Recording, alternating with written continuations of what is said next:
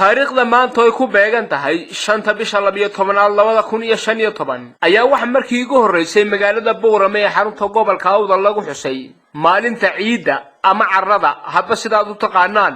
munaasabadan ayaa waxa soo qaban qaabiyay maamulka jaamacadda Amuud gaar ahaan kulliyadda deegaanka iyo beeraha oo iyagu kaashanaya ardayda wax ka barata kulliyadda deegaanka iyo beeraha ee jaamacadda Amuud.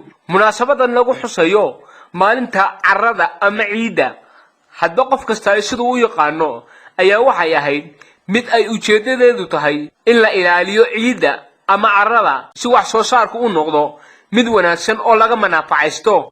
ugu horeyntii waxa kulankani ka warbixiyay maskaxdii ka dambeysay fikirkani iyo aasaaska isla markaana soo qaban qaabiyay kulankani Bashiir Maxamed Cabdillaahi oo ku magac dheer Bashiir Dixood oo isagu mid kamid ah macallimiinta wax ka dhigay jaamacadda Amuud ayaa ka warbixiyay ujeedada ay xusayaan maalinta carrada ama ciida. hadaladiisina waxa kamid ahaa qiimaha leh ay ugu dabaaldegayno maalinta carrada adduunka.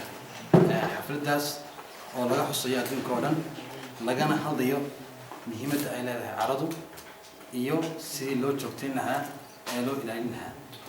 nasiib wanaag xafladda waxay bilaabantay 2013 bishii December ayaa la isku gaartay in la sameeyo maalinta carrada adduunka. muhiimadda loo sameeyo waxay tahay kadib markii la arkay dhibaato badan oo ka imanaysa xagga carrada. dadkii adduunka ku noolaa tiradoodu si kordhaysaa saas leeg meeshay ka helayeen cuntada waxay noqotay soilkiina uu sii baabay adduunka.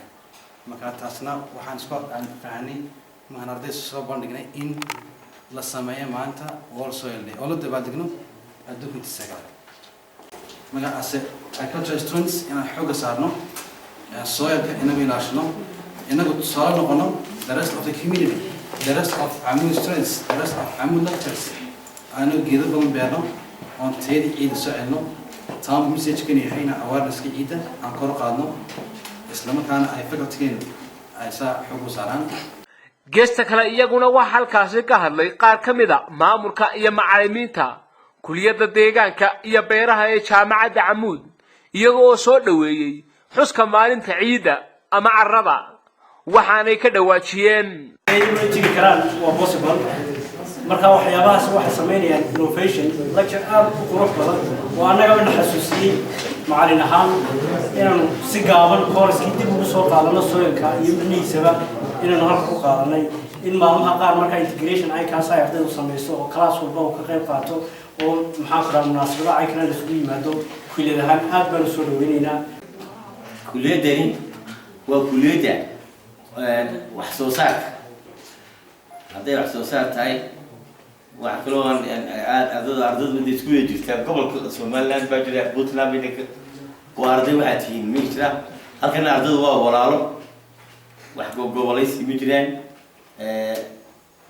waxaan doonaynaa insha Allah in xafladahan oo kale aan isku nimaadno abaabulka ka duwan yahay maskaxda ka duwan tahay.